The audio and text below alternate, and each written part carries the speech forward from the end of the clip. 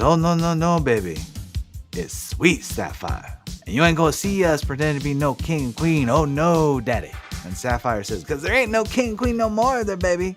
Was that Cody Rhodes' mom? I appreciate that we have a guy who thinks he's Hercules facing a guy who thinks he's an earthquake. Just when I thought that this WrestleMania was going to be like one of the worst, they put this main event on and totally redeemed themselves. Don't talk to me about the work rates and the triple Canadian destroyers. This was just two massive men slapping meat. What should we talk about WrestleMania 6? Yes. Okay. We are now moving on to our retro review. And it starts off with Vince McMahon giving the best monologue ever. Upon the examination of the galaxies of space, images begin to appear. Images of strange and powerful forces. But of all the forces in the universe, the two most powerful, Hulk Hogan and the Ultimate Warrior, prepare to explode. Champion versus champion. Title for title. The ultimate challenge. It's WrestleMania. And Jesse the Body Ventura and Gorilla Monsoon are on commentary, and they both talk about how excited they are, naturally. And then they play a song that sounds like a rabid cat holding a set of keys is thrown into a running blender, so I had to skip past that. Was that the anthem? Yeah. Oh. Coco Beware versus the model Rick Martel. And Undertaker told a story about Coco Beware getting in his face over a match. It almost got to the point where Undertaker asked him if he wanted to step outside and settle their differences. And I just can't imagine how surreal it would have been to get your ass chewed out by a guy holding a parrot. Is that what that thing is? A parrot? Yeah, I think so. I don't know. But what I do know is it stayed on that perch, even though they were like falling right all over it. It didn't even flinch. It probably had something tied to its leg. Oh, well, that's just inhumane. That's actually probably humane, so it doesn't like fly into a window and break its neck. True. So I don't. Man, that locker room, they got Damien and the parrot. Yep. Natural I wonder if enemies. they ever. Yeah, I wonder if they ever cross paths. Well, I don't remember Rick Martel having the Rick James hair. I mean, these hairs, I would say, I mean, maybe it's just the time, but I think they said this was early 90s. So I don't remember having those big hairs in the 90s. Yeah, they were huge. Especially Warriors. Oh my God. He was all hair. Yes, he was. It was kind of impressive. Yeah. Geez, that hair was out there. Yeah, there's a point where I'm just like, man, I wonder how long that takes him. Yeah, I was like, during his promo, I was just mesmerized by it. It's like, look at it. It's just like, there's so many layers and volumes. And Well, it was during the match because he turned around and then I just saw it. And, man. It's like its own entity. Yeah. So Martel, he won with a Boston Crab. Coco, he missed a no-look crossbody from the top rope. And that helped him. It was... So, did he tap out or did he say I quit? Because I didn't catch either of them. It just seems like Martel gets the Boston Crab on and then the ref immediately calls for the bell. I thought he tapped out, but I'll be honest with you, I wasn't really paying attention. Okay. So Mean Gene, they talks to the Colossal Connection with the Bobby the Brain Heenan. The Colossal Connection is Haku and Andre the Giant, and they are also the tag team champions. And Mean Gene calls them the Colostomy Connection. Then he bickers with Heenan over that. Heenan says Demolition, they're going to the treatment plant, and we know how we're going to treat them. And then Haku and Andre, both in unison, they go, we're going to eliminate them. And Andre looks like he's really struggling. Yes, he does. So it just looks like it hurts to live for him, which I'm sure it does. So some guy talks to Demolition. Axe says they call him Axe because he can chop any redwood down, even if it's 7 feet tall, which I think a redwood is considerably larger than 7 feet tall. But just before Axe finishes chopping them down, he's going to stand back, look at him, and yell, "Timber!" Smash says, well, that's pretty good, but this is what I'm going to do to Andre. And he simply just wants to put Andre and Haku in the back of a truck and drive them off a cliff and then watch them smash into smithereens and die. And the guy's like, oh, this is starting to sound like a demolition derby. And Axe says, we're out to demolish and destroy. And Smash says the only thing left salvageable from that scrap heap will be the metal that they forged their new tag team champion belts out of. And that's Demolition. That's Demolition. And we get Colossal Connection versus Demolition. And this was basically a handicap match with Andre grabbing and kicking people from the apron.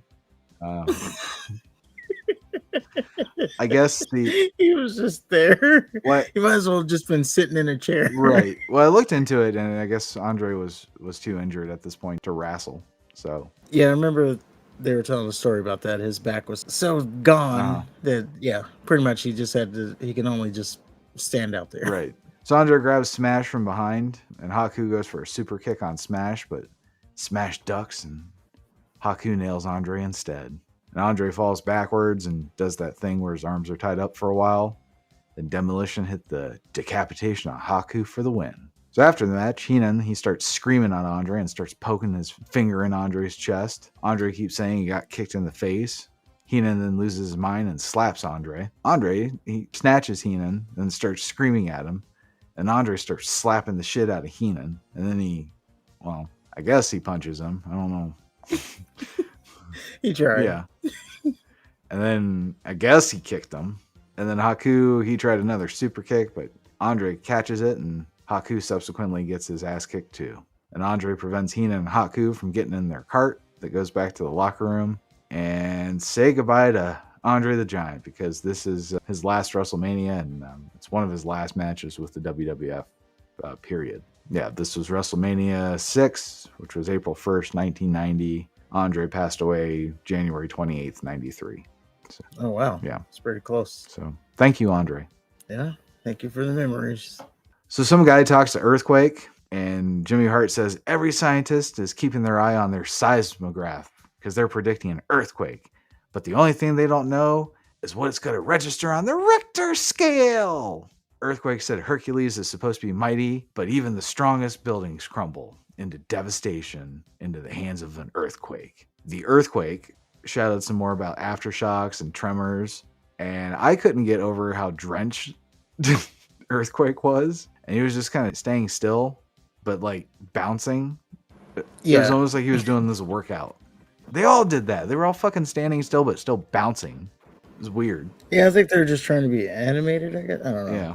But he was really committed to his character. I appreciate that we have a guy who thinks he's Hercules facing a guy who thinks he's an earthquake.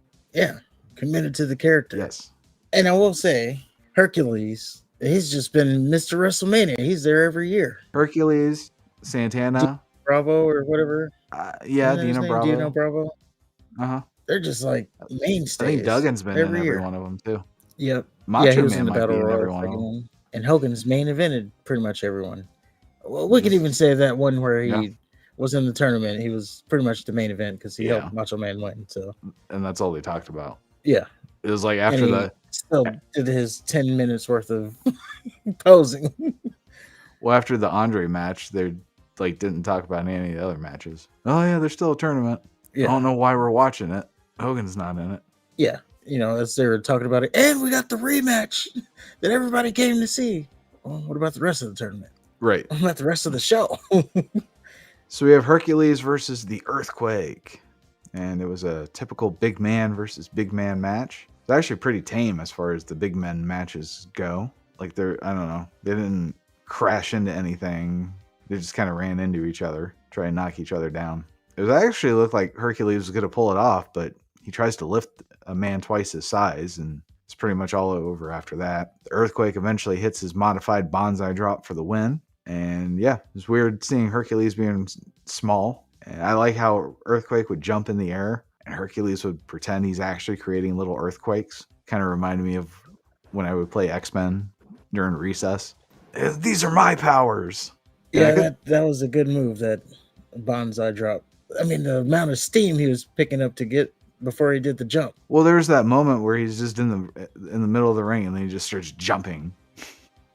Yeah. And then Hercules falls over like, ah. Stupid. You know, he's an earthquake. Yeah.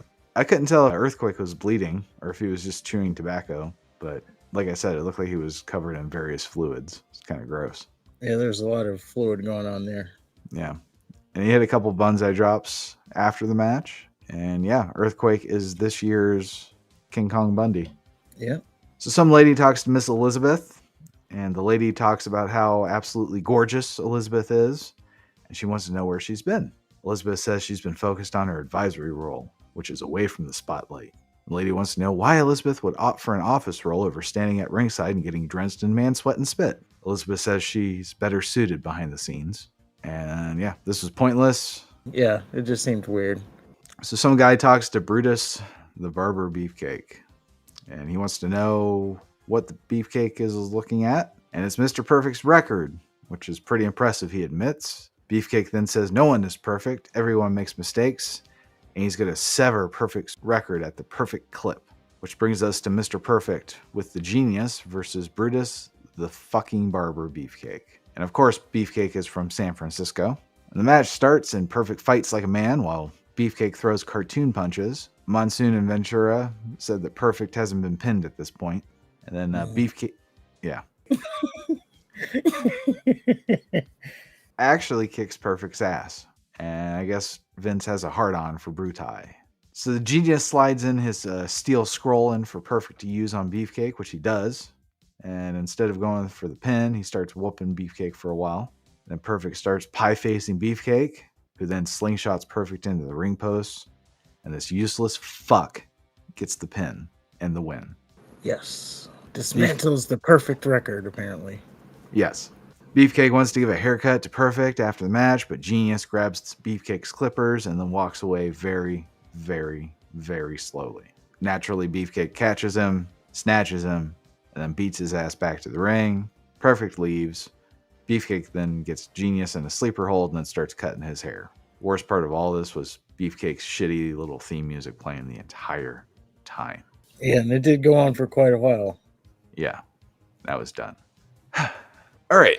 After that, Mean Gene talks to the Hot Rod, Roddy Piper. Did you happen to see this?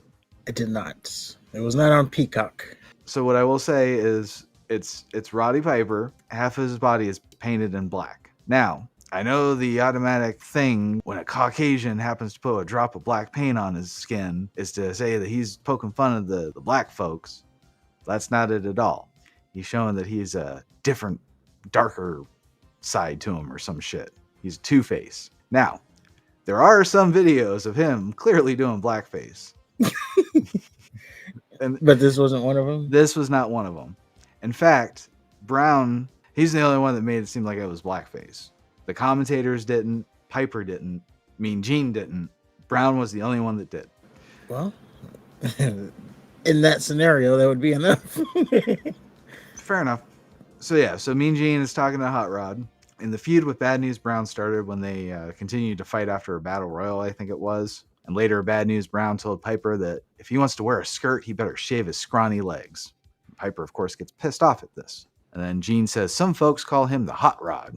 Piper says, yeah, but some people call me. Then he reveals his right side, which is painted all black. The Hot Scot.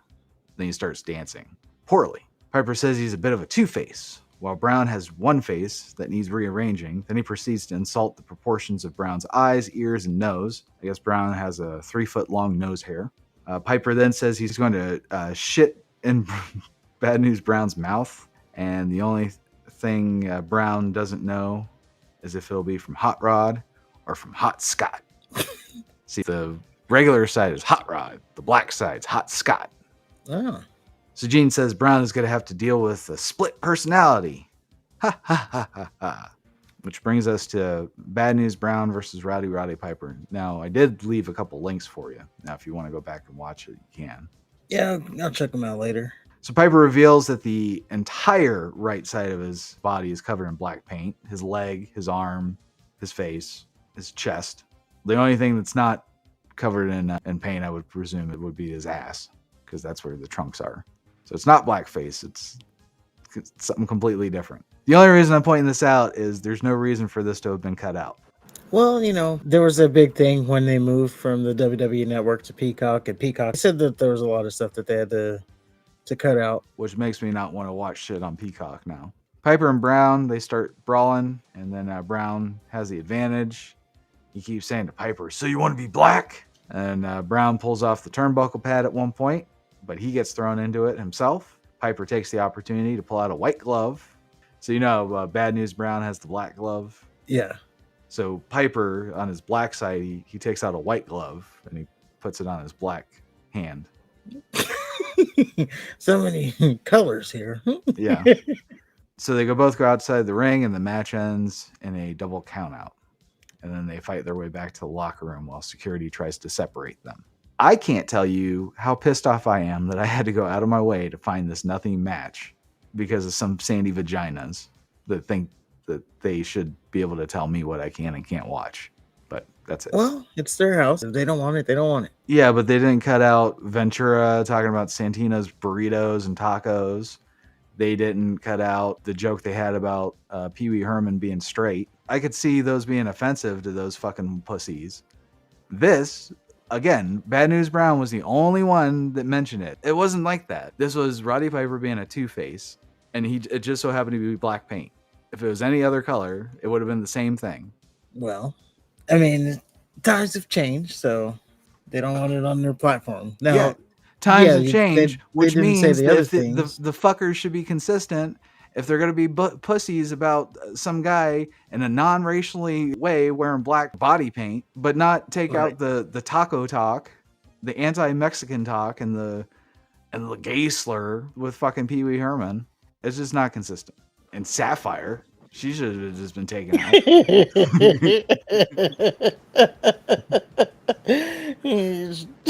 She should have been off. Sapphire was doing blackface more than Roddy Piper was. She was doing a lot of stuff. Yeah. All right. I'll get off my soapbox. I just wanted to point that out because I remember watching the match a long time ago and thinking nothing of it. I remember thinking exactly what I think of it right now. Like I could have watched it or not watched it, and that would have been just fine. But over the years, you hear, oh, well, he was in blackface, and he was really racist to Bad News Brown at that point in time. So I'm thinking, well, did I block something out? Did I miss something? My young eyes and ears? Is there just a detail that I overlooked? No. Let's move on. Spent too much time on Roddy Piper in this fucking match. Some guy on piano, he keeps fucking the Russian anthem up with the Bolsheviks. They're in a shower. This was stupid. Nothing to add there. All right. Heart Foundation versus the Bolsheviks. The Bolsheviks, and it's Nikolai and Boris Volkov. And they sing the Russian national anthem. Heart Foundation attack them during. They beat the Bolsheviks up, then hit their heart attack for the win. Russians didn't even get their jackets off. Nope. This was a bona fide squash match. Sure as shit was. Heart attack. Thanks for coming. Mean Gene chats with Tino Santana. Santana says he has to keep both eyes on Heenan and the Barbarian. Arriba! The Barbarian with Bobby Heenan versus Tito Santana is next. Tito hit his flying forearm, and Heenan puts Barbarian's foot on the ropes. Barbarian wins with a clothesline from the top rope. Boy, did he nail the clothesline. Barbarian. Yeah, that was cool. And I think he was the first one to come out with no music, too. No, Bad News Brown was. Oh, well, on my string. Okay, yeah, fair enough. So some guy talks to Dusty Rhodes and his tag team partner, Sapphire. Dusty and Macho Man, they're feuding, and so is Sapphire and Sensational Sherry, or whatever her nickname is this week. Dusty corrects the guy and says, "Oh, no, baby. It's Sweet Sapphire. And you ain't gonna see us pretend to be no king and queen. Oh, no, daddy." And Sapphire says, "Mammy." She says, "Because there ain't no king and queen no more there, baby."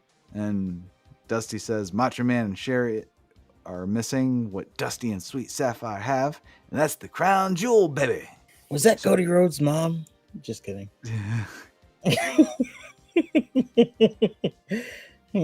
I know it's not.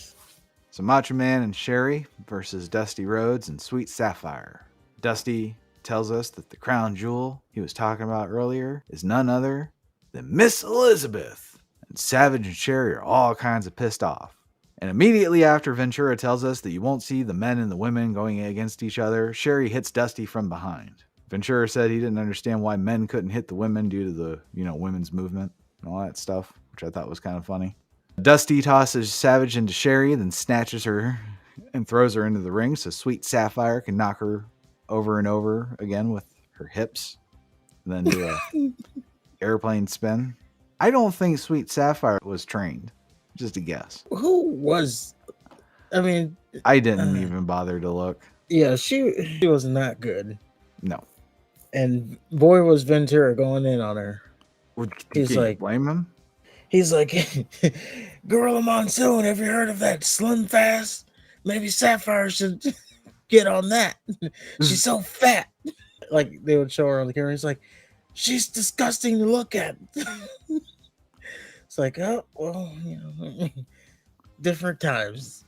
Imagine him, being in today's wrestling and then having to see Nia Jax and Piper Niven. He would have a heart attack. Oh, and just to step back a little bit real quick, when Dusty and Sapphire were coming out and they were billed at 450 pounds, and he's like, wait a minute, Monsoon. You mean to tell me that Dusty is only getting billed at 200 pounds? Because Sapphire goes for 250. So yeah, he was on her the whole match. I guess she was just Dusty's valet in WWF. Then she had like an appearance in some United States Wrestling Association. She participated in a feud with Jerry Lawler. She died.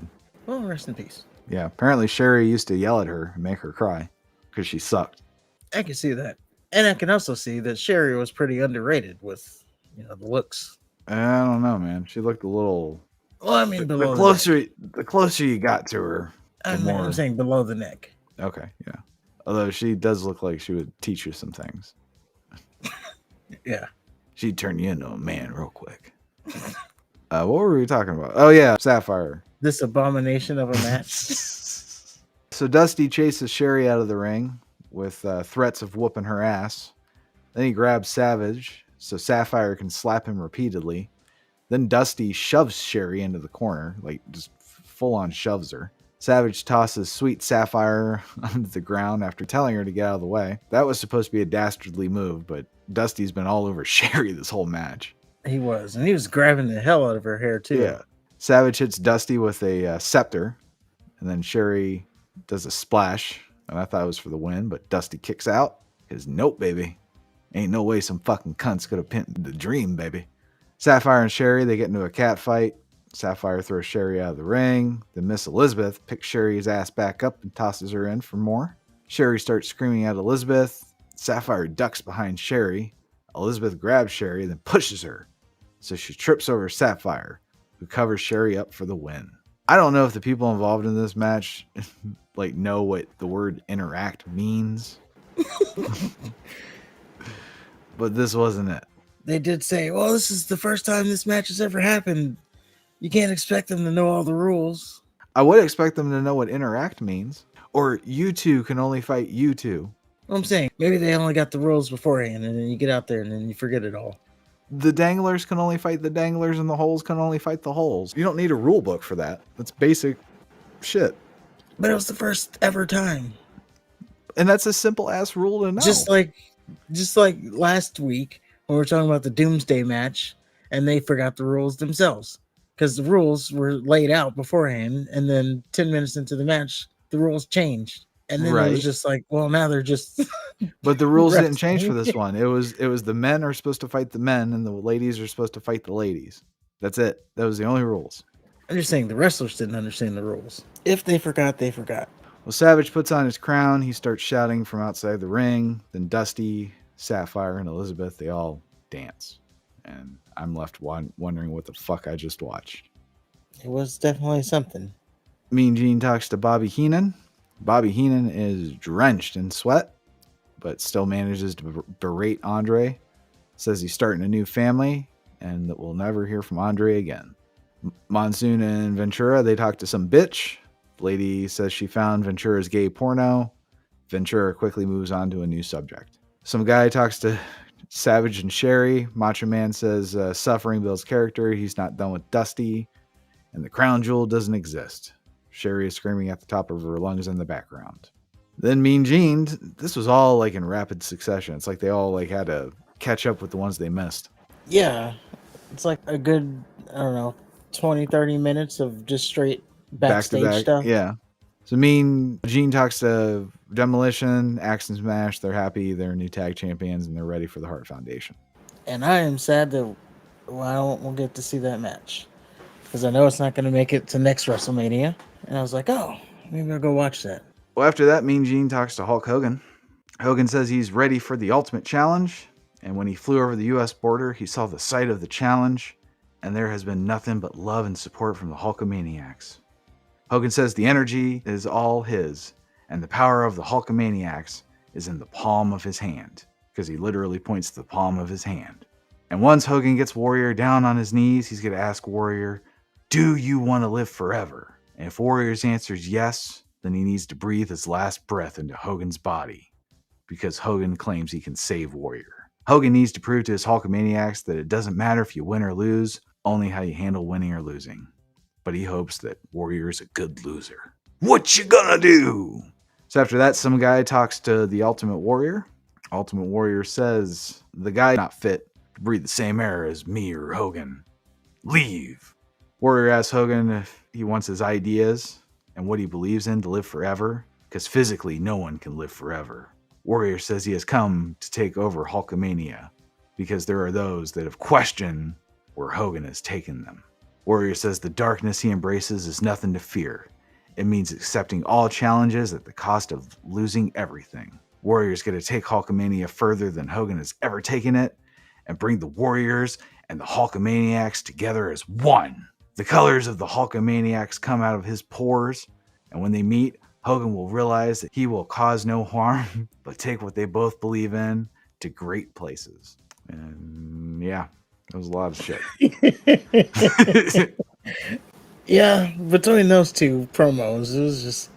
First of all, I thought Hogan... I didn't think he was going to go off the rails, but thankfully he did. He was pretty tame, though.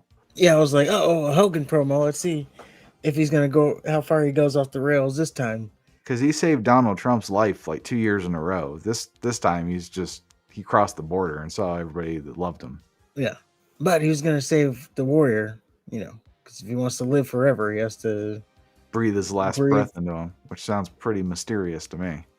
Yeah. And then, not to be outdone by the Warrior, talking about he just wants to combine the Warriors and the Hulkamaniacs. And he's like clasping his hands together and then bringing them. Well, like, what are you talking about? My favorite part about his promo is he kept saying, and you, Hulk Hogan, and Hulk Hogan, I will bring the Warriors, Hulk Hogan. Couldn't say Hogan. Yeah, and it was funny that he just kicked the dude out the room. Yeah. From what I remember, and this is like the WrestleMania that brought me in, by the way. I remember it being face versus face, but he's kicking people out of the room, and it's like, was this a heel versus face? They both kind of walked that heel line. Oh yeah. But the Orient Express faced the Rockers. Orient Express won via countout after throwing salt in Jannetty's eyes. I thought Fuji occasionally whacking Jannetty with the cane was the best part of the match. And Shawn Michaels was 0 for 2. That match was a kind of a miss for me. I think it's because they did all the promo stuff. Then now we're getting back to the wrestling. So it's just took me a second to have to get into the wrestling. Well, for me, this was like a whole bunch of people I don't know just wrestling. Oh, there's that too. And even the people I don't know, like Mr. Perfect lost to fucking Brutus the Barber Beefcake. What era is that acceptable? None. I was like, oh man, I'm gonna have to rant about this. I was like, wait a minute, this is the past. Why would I rant about it now? The piano fucker talks to Rhythm and Blues. Honky Tonk Man says the piano guy wants to listen to their new song. Guy says he hasn't been this excited since finding out Pee Wee Herman was straight. How out of place did Valentine look? Very, very, very, very. So Dino Bravo with Jimmy Hart and Earthquake faced Hacksaw Jim Duggan. I think the Canadian crowd booed the shit out of Duggan. I didn't hear them boo, but he wasn't helping things, trying to get the crowd to chant USA. Yeah. Well, I The felt like Canadian crowd to chant USA. I felt like they were kind of fickle. I felt like they were booing him when he was doing the USA thing, but they still hoed and cheer. I don't know. It was weird. Well, yeah, I'm just saying though. He was like trying to get a USA chant. Right. USA. It's like, do you know where you are? But that's Duggan. He doesn't care. Nope. And this was actually a nice little match. It wasn't too long. Wasn't very offensive. There was no sapphires. It ends after Hart tries to throw the 2x4 to Bravo, while Earthquake distracts the ref. Duggan beats Bravo to the 2x4, then nails him in the back of the head with it for the win. Earthquake, Hart, and Bravo, they beat Duggan's ass after the match, and then Earthquake hits Duggan with his 2 bonsai drops, and then they leave him lying. And I like they got even. Duggan's starting to grow on me more and more. Little goof. I just want to tussle his hair. Give him a noogie. Yeah. Oh, come here, you little scamp. Next is Mean Gene talking to Jake the Snake. Jake says the biggest match of DiBiase's career because his belt's on the line. And because DiBiase is an asshole with money, Jake is going to make him beg for his own shit back. And this is the promo where he talks about avarice and stuff. It's supposed to be one of his big ones. Yeah, he talks about $1 Million Man not giving his money to people who can use it to survive and stuff. Right. Well, it's his money. He can do what he wants with Exactly. it. He earned it. He worked really hard for it. If he just gave his money away, then he wouldn't have any money to give away. Yeah. So that makes no sense. Jake, why don't you sell your snake? Oh, you can't do that. Why don't you give your snake to people that can eat it? Yeah. Why don't you start being part of the solution, Jake, instead of part of the problem? I don't know how low in my life I'd have to be to eat a snake. Apparently, it's quite common. Yeah, I know, but it's just like one of the things on the list I wouldn't be too keen to want to try. I mean, I guess if I went, even if I went to somewhere where it's like, because I know in like the, overseas, they just eat it like it's chicken. But come on. It's like, I think I'll pass on the snake. You got anything else? I would have to become one of them vegans. $1 Million Man versus Jake the Snake Roberts. And we finally get the theme song. Money, money, money, money, money. Everybody's got a price. Ha ha ha. Jake's theme was still better. I don't know about that. The $1 Million Man's theme was top notch. Yeah, but so is Jake's. It's like 80s horror. Weird. But we did have the theme songs were there. Yes. So Jake has Ted in an arm lock, and he's screaming at DiBiase to tell the ref to give up. Tell him you give up. Come on, Ted. And Virgil looks like he can kick both Jake and Ted DiBiase's ass. His guns are bigger than they were last year. And I thought this was a great match. It's a great match, and these worthless Canadians are doing a wave. Just completely distracting everything. I didn't pay attention to them. Oh, they even called it out. Oh, they're doing a wave, Monsoon. Oh, I must have missed it. So DiBiase, he hits a $1 Million Dream, but Roberts fights his way to get his foot on the ropes. Then Roberts hits a short arm clothesline. He signals for the DDT, but then DiBiase grabs the ref's leg by the bottom ropes. Then Jake goes to snatch DiBiase, then Virgil pulls Roberts out of the ring. Naturally, Roberts goes after Virgil, and then DiBiase gets Roberts in the $1 Million Dream just as his back is turned. As Jake passes out, he dives into the ring post, sending DiBiase's face right into it. Virgil, he picks up DiBiase and rolls him into the ring just as the ref counts to 10. So, $1 Million Man wins by countout. And like I said, it was a great match. DiBiase could have won with the pile driver earlier, I thought, but his arrogance fucked him. I like how Jake went for the DDT multiple times earlier in the match just to show that he can end the fucking thing whenever he wants to. So as DiBiase and Virgil are celebrating, Roberts recovers and he grabs his snake bag. Virgil immediately runs off with the $1 Million belt, and Roberts hits DiBiase with the DDT. Jake almost causes a riot by passing out DiBiase's money into the crowd. I saw 2 fans kind of starting to tussle over it. Yeah, there was a dude next to a lady, and the money dropped on the ground, and he like out grabbed and they were fighting for her. It would have been funny if he socked her. Yeah, it's like, you are not getting this, lady. So Jake stuffs a $100 bill in DiBiase's mouth, grabs his snake. Then Virgil comes running out and grabs DiBiase. Roberts chases both men out with the snake draped over his shoulders. That's it. That is it. $1 Million Man retains the $1 Million Championship, which is his, and it's not a recognized title. So Right. So what did he lose? Well, some dude talks to Akeem and Slick. The dude says Boss Man refused a bribe, but Slick says money is what it's all about. And Boss Man has a $5,000 bounty. And boy, has Slick come a long way out of his shell.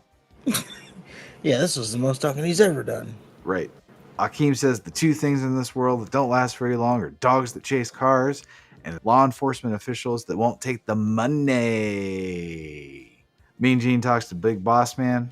Boss Man says DiBiase's scum, and you don't take money from no one, no matter how poor of a piece of shit he is.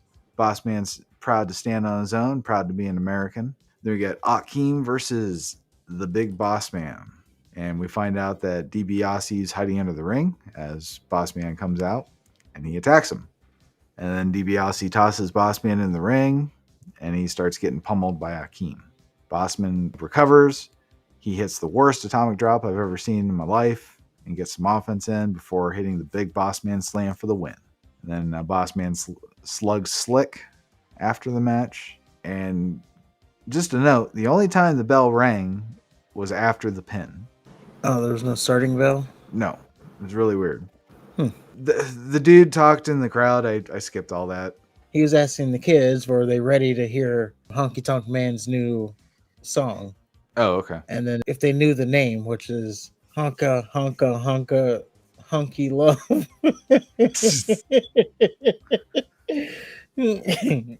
So, yeah. All right. Well, Rhythm and Blues is next. And they come out in a pink Cadillac with some bitches that are way too old to be playing the parts that they're playing. And Honky Tonk Man calls them the Honkettes. Honky Tonk Man sings his song while Valentine awkwardly holds his guitar and pretends to do the solo occasionally off time. Then the Bushwhackers appear at ringside.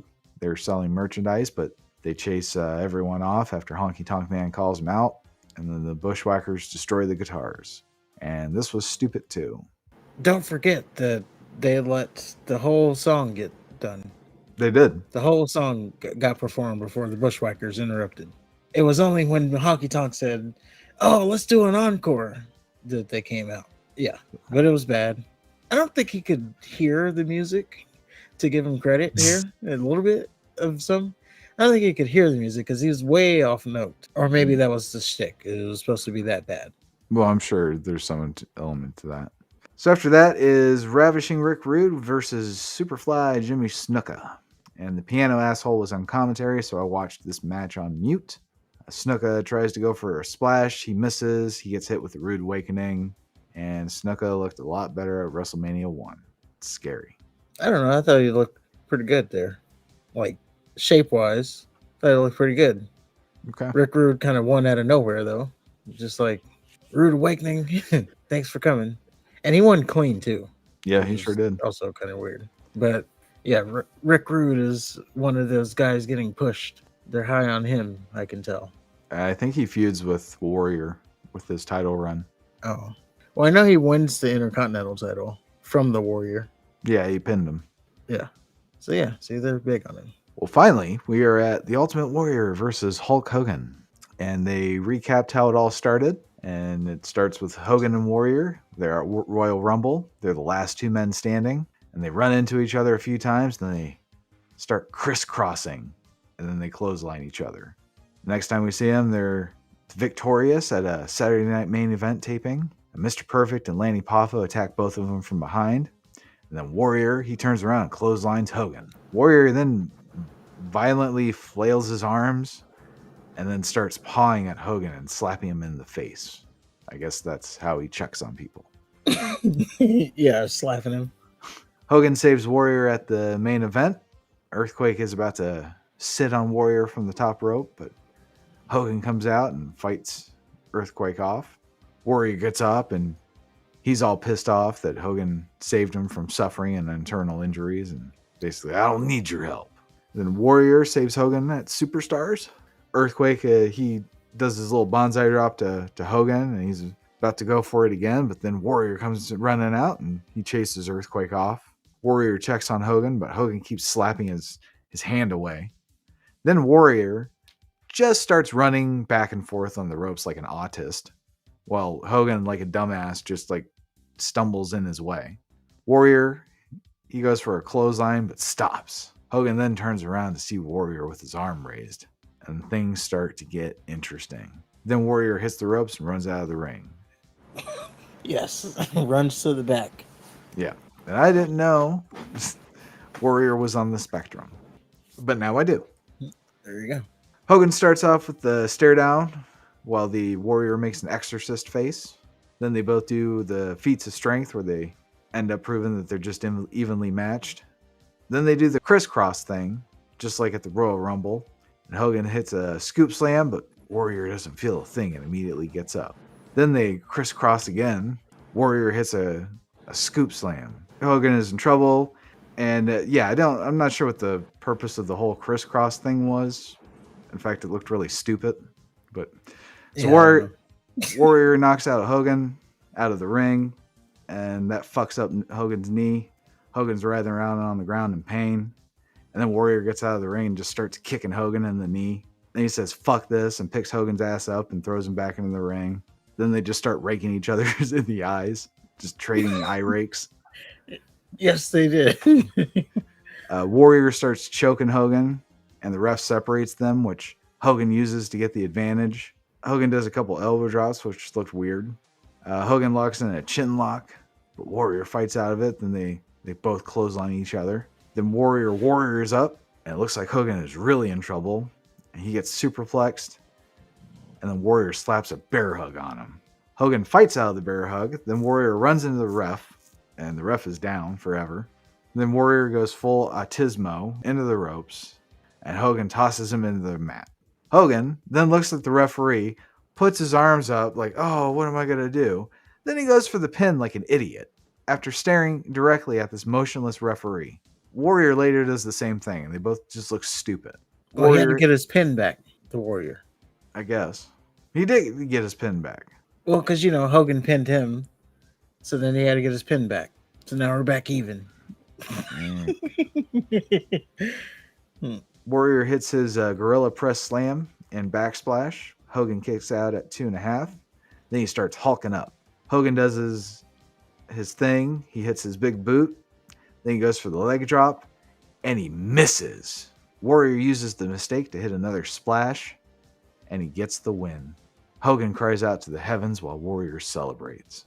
Hogan gets out of the ring, snatches his belt, and he hands it to Warrior with tears in his eyes. Then both men embrace. WrestleMania ends with Warrior posing with the belts, and Hogan's walking away. Hogan's walking away, and his cart started, and he almost fell over. It was funny. And boy, did they make Warrior winning a big-ass deal with all the fireworks and stuff. Yeah, and they were in some weird parts of his music where it wasn't like the normal sounding part. Mm-hmm. It was a hard one to get through, but it was probably the best main event of a WrestleMania so far. Yeah, just when I thought that this WrestleMania was going to be like one of the worst, I was going to have to rank it down with WrestleMania 1. Right. They put this main event on and totally redeemed themselves. Don't talk to me about the work rates and the triple Canadian destroyers. This was just two massive men slapping meat, getting powers from the Warriors and the Hulkamaniacs. They couldn't get advantage over one another. Like, they were so evenly matched. It was just pure greatness. And there wasn't any, flips and flops. So we're going to point that out. There was no flips and flops. There was story. There was, Hogan selling his leg. That's the story. There's just straight up eye poking. Like they were just going back and forth, poking each other's eyes. There was a Hulk up. There was the Warrior up. I don't know. I forgot what he called this thing. Gorilla Monsoon. Oh, don't let him get it to the ropes. That's where he get his powers. And then he got to the rope, starts shaking the other one. Uh-oh, he's getting up to the top rope. Oh, you're in trouble now, Hulk. I was like, overly invested in this match. Yeah. Like, oh, they're not about to do a feat of strength. Yes, they are. It had to be evenly matched there. Yeah, this match and the Roberts and DiBiase match saved the whole pay-per-views for me. And I did like the Duggan match. Yeah, I mean, yeah, I did like a lot of the matches, but there was just those things that happened, like the Honky Tonk Man performance. Oh my god. Yeah, the guy making the bad jokes, The first half. talking to the crowd, and then you got the kid. I don't care. I don't care. Yeah. Oh, do you know what his new song is? I don't care. Nothing. But yeah, ups and downs, but the main event saved it to be something. And like I said, this was the one that pulled me in, so maybe that's just a nostalgia thing for me, but I was totally invested in that main event, even though I knew who was going to win. Yeah, it was too. And knowing the outcome didn't change anything for me. There were a little different things that I didn't remember or misremembered. Like, for some reason, I thought they wrestled for an hour when I was a kid. I remember telling people, "Oh, it was they wrestled for 1 hour." Like I could see how it would seem that way. Yeah. So I don't know where I got that from, but everything else was just spot on, and they didn't have to flip and flop. No, they did not. But that is WrestleMania 6, and Warrior is our new champion. Side note: this is, I believe, Jesse the Body Ventura's last WrestleMania. So there's a kind of an end of an era there. I'm sure there's others that I don't think Dusty comes back to WrestleMania, which might be a good thing. It's not him, it's Sapphire. Well, Don't bring her. Overall, good pay-per-view. Yeah. Yep. Next two pay-per-views are Super Brawl 96 for WCW. And then we have WrestleMania 7, which auto-played, so I already know it's Hulk Hogan versus Sergeant Slaughter. Oh, that one? Yeah. Oh, boy. Now, I remember Hogan versus Zeus. Like, which one is that? I thought that was one of the earlier WrestleManias. Because, 10, that's when we get to, like, Shawn Michaels, Razor Ramon. And I think Lawrence Taylor was on that one. So it's got to be 9. Was it a WrestleMania, though? I thought it was. Well, maybe it wasn't. Maybe that's just how I misremember it. It was like a Survivor Series or something. Okay. Just another kid memory thing there. Yeah, he was at SummerSlam Survivor Series and a Royal Rumble. His final WWF appearance was a promotional spot for the 90 Royal Rumble. Okay. So again, probably just misremembering it there. Well, that's okay. So then I don't remember what 9 is, but we'll find out in 2 weeks. That's the one where Yokozuna and Bret Hart wrestled, and Fuji got the salt in Bret Hart's eyes. So then he asked Hogan to win for him. So Hogan beat Yokozuna. The double match? Yeah, the scarred Bret Hart forever. Okay. There we go. So we're about to get into some interesting WrestleManias. But I think that's going to do it for the show. If you disagree with anything, let us know in the comments. If you agree with anything, let us know in the comments. Don't forget to hit the like button, hit the subscribe button. And until next time, Top Guys, out.